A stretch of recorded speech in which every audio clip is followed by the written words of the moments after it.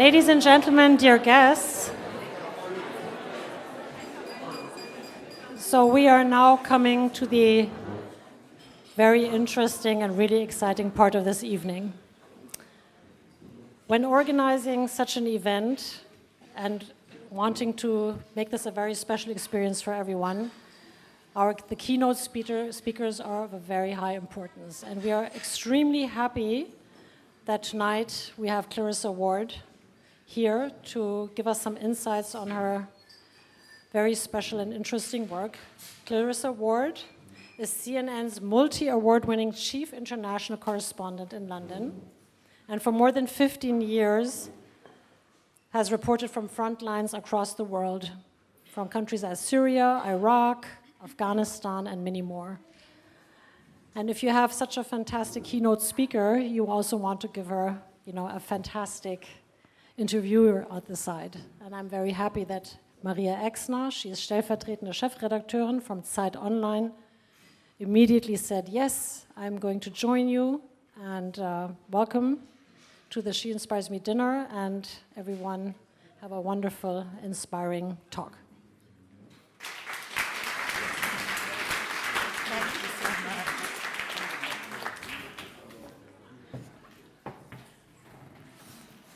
So, guten Abend. Ich bin Maria Exner und ich habe die Freude, die Interviewerin zu interviewen. I have the pleasure to interview the interviewer.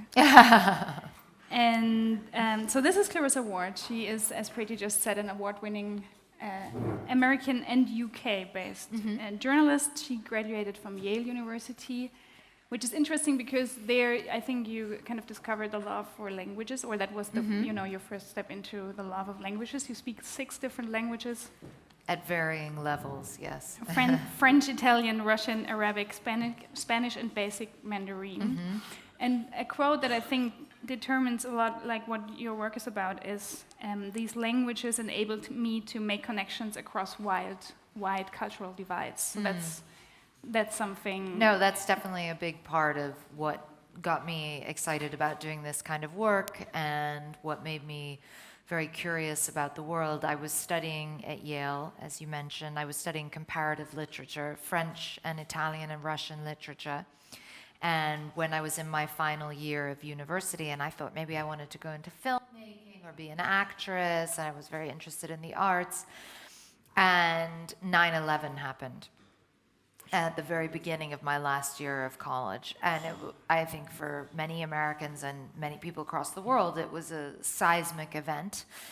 But for me, it changed the whole course of my life. It made me realize that the fact that I like to travel, immerse myself in different cultures, learn languages, and tell stories, that there was something I could do with these passions that was very different from what I had thought I would do with them, going into the arts in some way.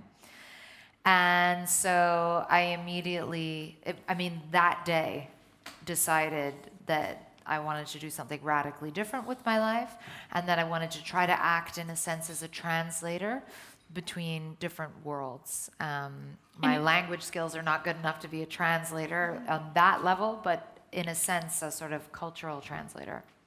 And just to give you all a few kind of glimpses of Clarissa's work, she's been really in all of the crises. Somebody said in an interview, you have a tendency to be at the wrong places at the right time. So you've covered the war in Lebanon, the Iraq War, the war between in Georgia and Russia. You've been covering the tsunami in Japan, the Ukrainian crisis, and most prominently maybe the Syrian crisis. For your coverage of the Syrian uprising, you won a very distinguished American Journalism Award, the Peabody Award. And you said something along the lines of, in my first week covering the Georgian war, Russian war, the amount of work covering a war zone is so intense that either you think nobody in the world would ever like to do that, or why would anyone like to do anything else? And you fall into the latter category. And why do you think that is? Yeah, it's definitely a vocation, I think. And I get a lot of young men and women who come to me and they say, "Oh, I admire your work," or "I'm really interested in getting into that kind of work." And I sort of ask them questions. Where would you like to travel? What kinds of things are you interested in? And they'll be like, "Well, I like to go to Paris sometimes." And I'm like, okay. And then I'm like, well, how do you feel about conflict zones? And you really have to feel very passionately drawn to this kind of work. It's not the kind of work otherwise that you would ever do, because the level of sacrifice that it entails is so huge. And I'm not just referring to, having friends who are killed, putting your own life in risk. I'm also talking about the sort of chasm that can be created between your life at work, embedding with the Taliban in Afghanistan and dodging Assad's bombs in Aleppo, and then coming back to London and it's like, let's go to the movies. And it's like, whoop. It's just such a hard transition, or it can be a really hard transition to move fluidly between these worlds. And so I think it has to be a passion. It has to be a calling. You have to be willing to work Christmas and New Year's and Easter and miss weddings and all the rest of it. But if it is what inspires you, if it is what drives you, and it doesn't need to be the danger that drives you. For me, it's not at all. I'm much more driven by stories of women and women who inspire me, and the incredible privilege I have to visit places and live vicariously through different people and different cultures and different worlds. That's what is my passion. But if it's not a passion, it's not something I think you would ever choose to do. And so I think it's probably very different for each and every country that you travel to for reporting, but is there something that is general about the way you make the plans, and what kind of measures do you take in advance for your own securities? Like, how do you go? What is maybe something that you need to think about in every travel you take? So I think what you need to think about first and foremost is, as an American, and it would be the same as a European, you sort of need to leave your ideas about the world and how you see the world and how you understand etiquette. You kind of need to leave those at home. And you really need to go into every new culture, every new war zone, every new place you visit with an open mind. And you need to be willing to really change your behavior to be in accord. This is my personal philosophy, I should say. This isn't, but for me, I think it's important, the whole when in Rome, do as the Romans do. I feel, so I was having a conversation with the gentleman seated next to me this evening about when I embedded with the Taliban. And I elected to wear the niqab, which is the all-covering facial veil, and I did that primarily for security. But I also did it, and he said to me, and it's a good question, how did you feel about that? And a lot of people ask me, didn't you feel slightly, did it feel awkward, or did you feel humiliated? And for me, I really don't think twice about it, because my job is to get to the story and to get as close to the people behind that story as possible. So if this is how those people dress, then I'm going to dress like them, and that means that I can go and spend time there. But a lot of people will get sort of hung up on, but as a woman I should do this, and as a woman I should do that. And part of the reason I really like the work that Women for Women is doing in so many different countries as well is this idea of like, let's not try to transpose our values onto other cultures to make them behave in ways that suits our ideas of what is good.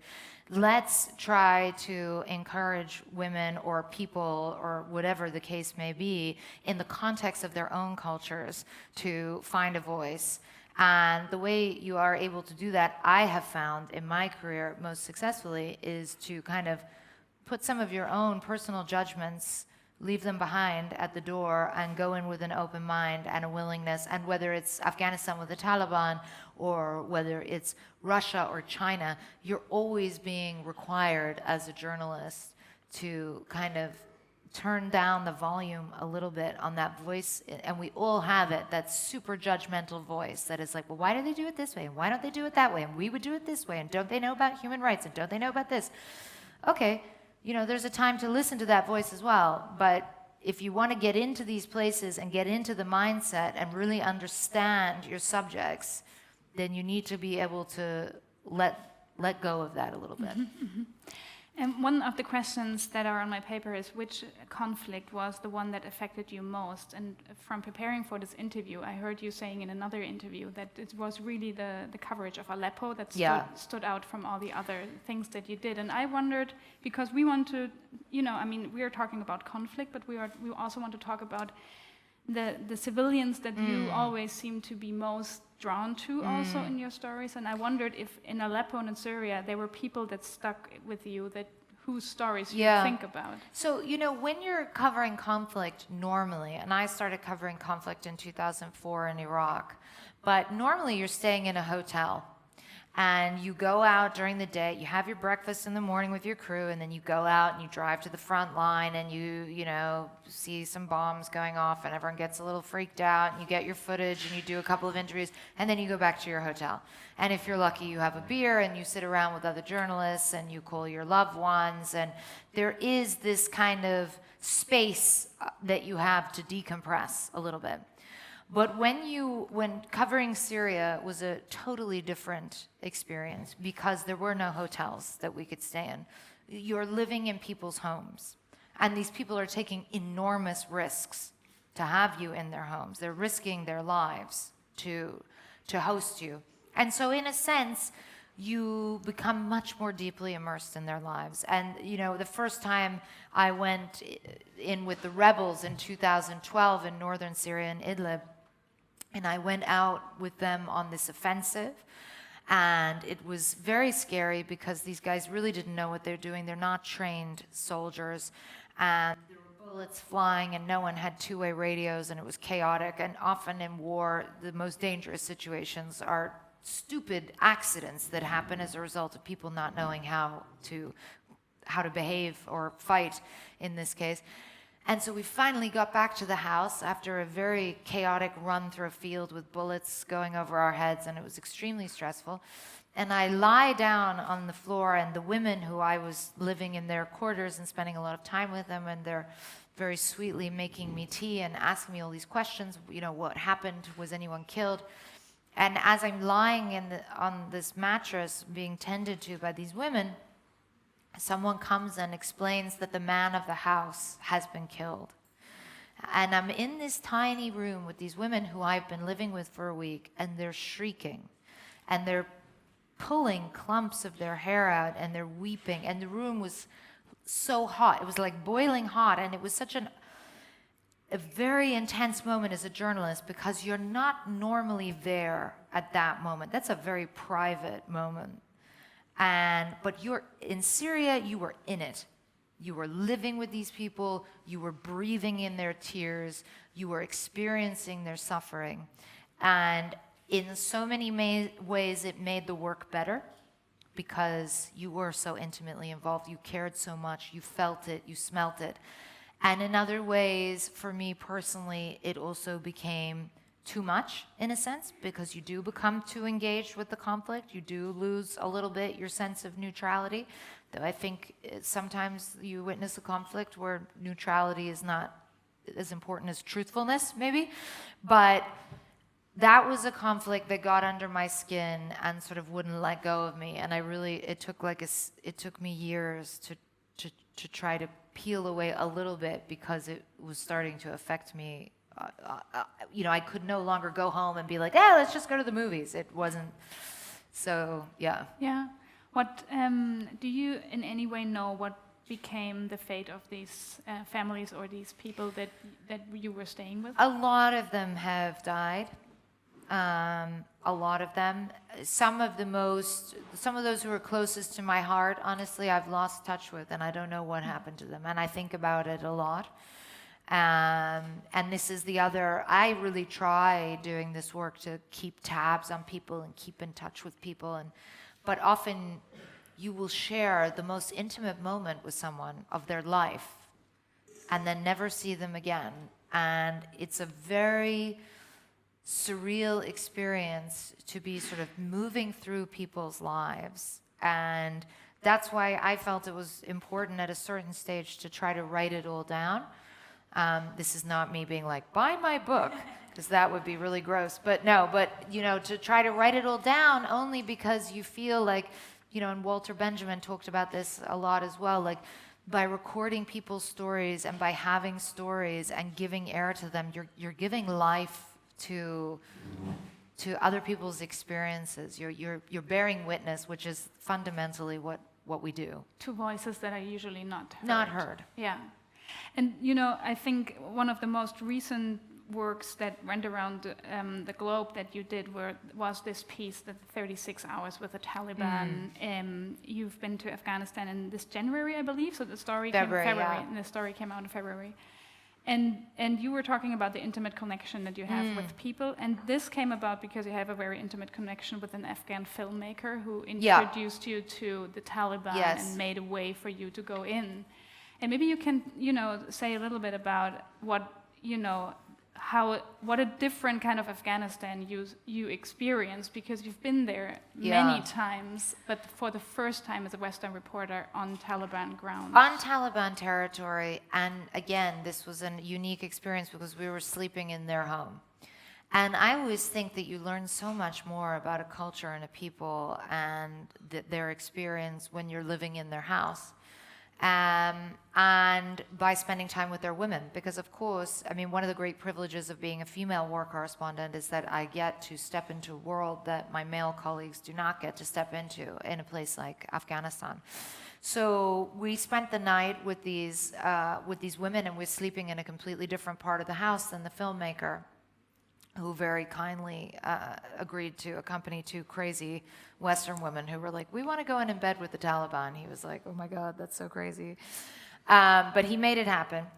And so the women were very friendly to us, very warm, very curious. We had obviously a language barrier because I don't speak Dari or Pashto, but they were full of questions, and there was one heater in this very, very cold room, and they sort of angled the heater so that it was facing us, and I had brought some chocolates and sweets to share with our hosts, and they made us food and green tea, and there was just such a sense, and it's such a simple and obvious thing that it almost doesn't really bear mentioning, but I have had this several times, this kind of epiphany of like, people are just people.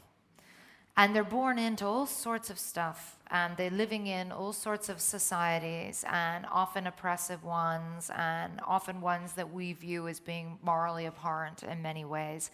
But at the end of the day, people are people.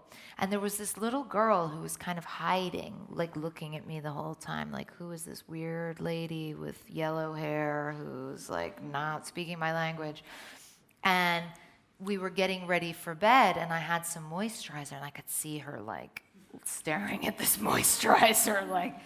So I went up to her, I was like, do you want some moisturizer? And she was like, oh my God, is she gonna kill me? Anyway, and so then there was this sort of beautiful ritual where I went around the room rubbing moisturizer into all these women's faces, because they didn't obviously have, we were talking about a village in the middle of nowhere. And it's a very intimate thing to put moisturizer on someone's face, and you're just sitting with all these women one by one and touching their skin and looking at, and we can't communicate through language, so we're just smiling at each other and moisturizing each other. And, honestly, I think it was one of the most beautiful moments I've had in a really long time. And it didn't make it into my TV report because, like, my bosses would be like, well, then there was that weird bit where you guys all moisturized. I don't really know where to put that on CNN. But, like, in your heart, you're like, this is kind of what it's about. Because, okay, I'll come out with my report, and that will be much more about, and we saw this, and we did this, and we talked to this person. But in my heart, what I take away from this is that people are people, and that women are full of grace and curiosity and warmth, and that the more that can be done to encourage them and empower them. And it doesn't necessarily have to be in the way that we want to do it. It doesn't mean like if you wear a mini skirt, you'll be ready to go. No, but it means that within the context of their own communities, the more agency they have and the more opportunity they have and the more of a contribution they can make. I genuinely believe that trickles down in a society and really has a big impact. So there were two, distinct female characters in this reporting. One was a group of little schoolgirls that went to an Islamic school, and they were maybe 10 years old or smaller. And then there was a midwife, a 20-year-old midwife who was working in a clinic. And I wonder if you think about their perspectives, what's going on in Afghanistan at the moment, and also with the U.S. Troops, on the leave, maybe, we don't know. What is your thinking about their future? What was amazing about the midwife and a lot of the women we talked to as well is that they're not afraid.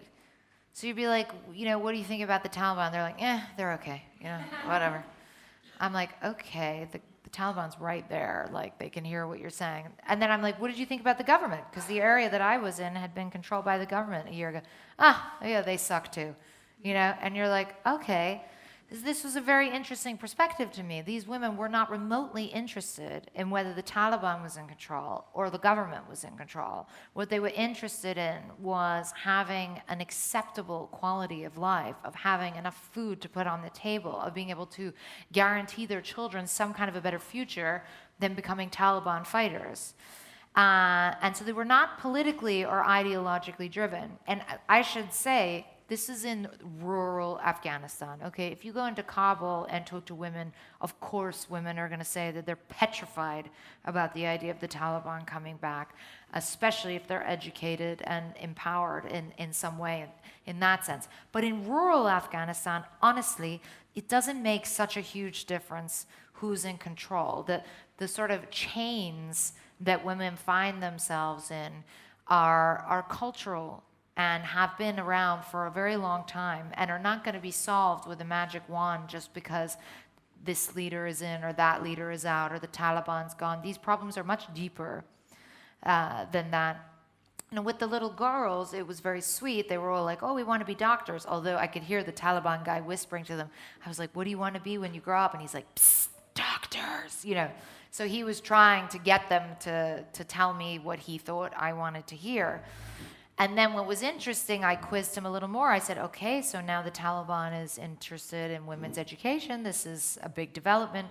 In the 90s, women were not allowed to be educated. Yes, we've had a bit of a change of heart, he says, and we're into women's education now.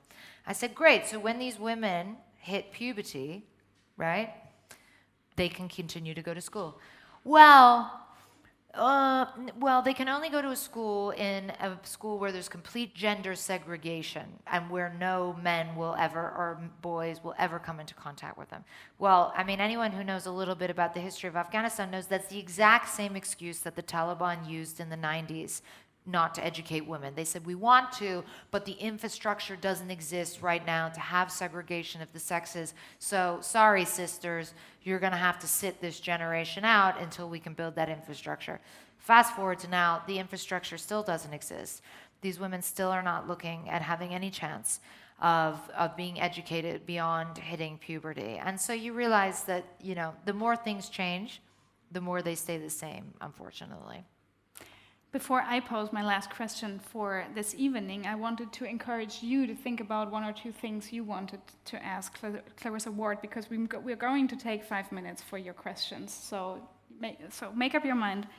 And what you were saying about this country's at war for such a long time as other countries. We heard from Preeti, the length of wars is prolonging.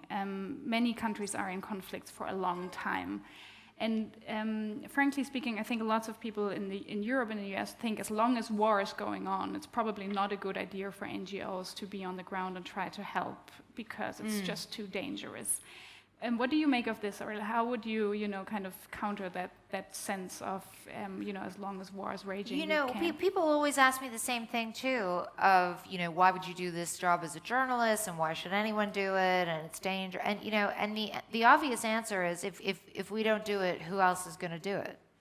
So I mean, we can take the attitude of for NGOs as well. Oh yeah, we should avoid these areas. Well, then no one's going to do it. It's not like miraculously a new generation of aid workers is going to spontaneously, be created out of the ashes of some war zone. It takes a lot of hard work and a lot of groups like Women for Women and a lot of the kind of work that Britta and her colleagues are doing in order to help facilitate and get this sort of stuff started. I think ultimately it has to be a personal choice about what level of risk you're comfortable with, what you feel you can make in terms of a contribution. You're always going to have people who are war tourists who are just, kind of curious about being in conflict zones and, but for the most part, I think a lot of people are very sensible and sober in how they approach this, whether they're NGO workers or journalists or whatever they may be, and they understand that, like, even in war zones, if you are very cautious about your security and put a lot of work into the planning and into building relationships, there's no reason you can't do your work. There's always more risk, than there is in being in London or Munich, but you don't have to take stupid risks, you don't have to take reckless risks, and potentially you can make a small difference maybe in someone's life. No one's saying you're going to change the world. But even making a small difference in one person's life is a beautiful thing. Absolutely, yeah. And that's, I think, what's very much this evening's also about, make a difference.